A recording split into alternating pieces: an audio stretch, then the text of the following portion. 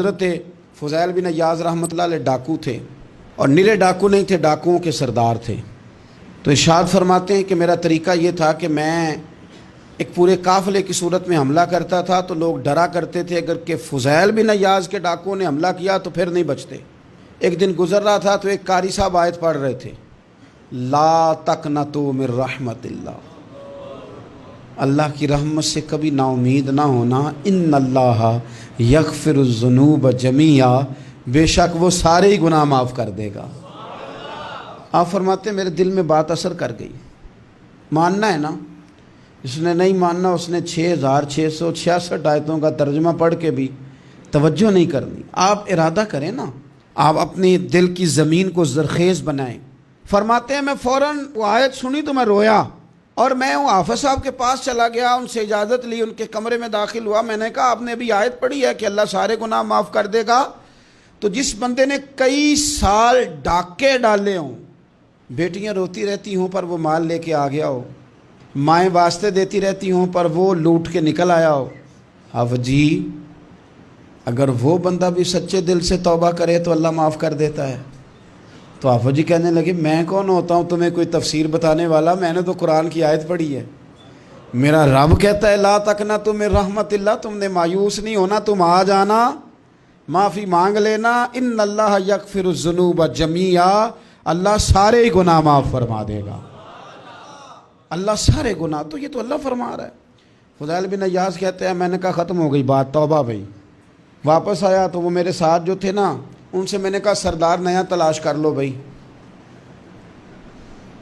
اب ارادے بدل گئے، پروگرام کچھ اور ہو گیا۔ اب تو لوگ ہمیں تانے دیں گے، اب تو لوگ باتیں کریں گے کہ اوتھے کی لین جانا ہے۔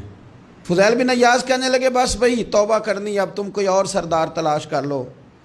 اور اوپر اوپر سے نہیں کہا، توبہ کی تقریریں نہیں کی، دوسروں کو میسج نہیں بھیجے، اور لیکچر نہیں جھاڑے، رو کے کہا، درد سے کہا، دل سے کہا۔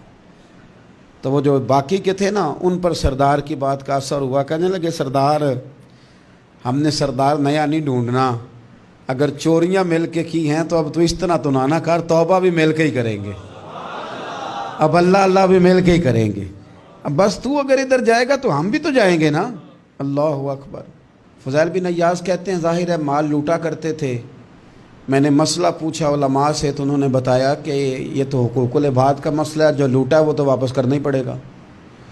اب میں نے وہ پیسے جمع کیے، اب سارے تو میرے پاس تھے نہیں، جتنے میں دے سکتا تھا دیے، جو کھا چکا تھا وہ رہ گئے، ایک یہودی کے پیسے رہ گئے، اس کے گھر چلا گیا، میں نے جا کے اسے کہا میاں میں نے کر لیا توبہ، اور میں وہ فضیل بن عیاض ڈاکو ہوں جس کے تیرے گھر سے اتنا مال لوٹا تھا، میرے پاس پیسے کوئی نہیں، وہ پیسے لگ گئے، اب تو اس طرح کر مجھے معاف کر دے۔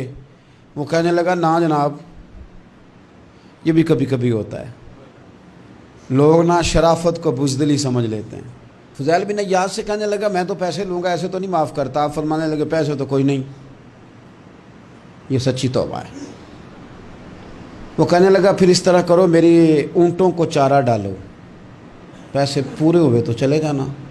کل ڈاکو تھے، ابھی وہ تلوار چلانی آتی ہے، نیزہ چلانا آتا ہے، ڈٹنا آتا ہے، اعصاب مضبوط ہیں، مسئلہ کوئی نہیں، لیکن توبہ سچی کی ہے نا، یہ سچی توبہ والے لوگوں کا طریقہ ہے۔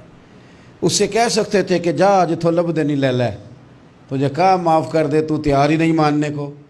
حضرت فضیل بن عیاض کہنے لگے اگر اونٹوں کو چارہ ڈالنے سے تو معافی دیتا ہے نا تو میں تیرے اونٹوں کو چارہ ڈالنے کو بھی تیار ہوں، کیونکہ راضی اللہ کو کرنا ہے، اپنے ضمیر سے بوجھ اتارنا ہے، بندوں کے سامنے سرخرو نہیں ہونا، اللہ کے حضور ہونا ہے۔ توبہ کا مطلب ہے رب کوئی بارگاہ میں سرخرو ہونا، بندوں کے سامنے نہیں۔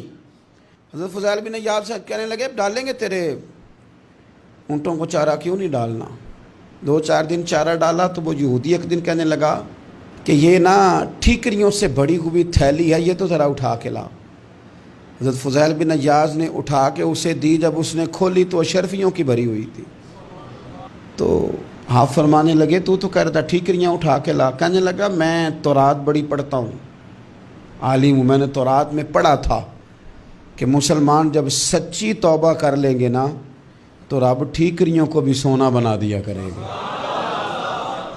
پھر یہ مٹی کے ڈھیلے اشرفیاں بنا کریں گے، تو میں نا تیری توبہ چیک کر رہا تھا، یہ اس میں میں نے روڑے بڑے ہوئے تھے، لیکن تو اٹھا کے لایا تو تیری توبہ بھی سچی ہے اور تمہارا دین بھی سچا ہے، تو اب اس طرح کر، معافی اس شرط پہ دوں گا کہ مجھے کلمہ پڑھا تاکہ میں بھی مسلمان ہو جاؤں۔